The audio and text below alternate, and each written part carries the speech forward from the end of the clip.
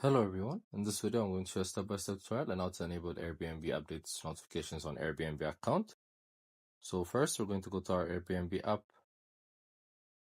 then you're going to click on the profile section on the lower right corner. Then once you're here, you're going to scroll downwards and click on account settings. Then here you're going to click on notifications. Then under Airbnb updates, there are three options. So you're going to click on edit and turn them all on.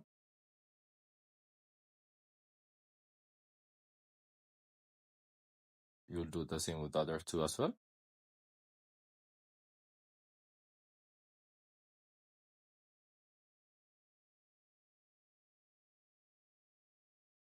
So now, since you turned them on, you're going to stay up to date for the latest news and notifications about Airbnb.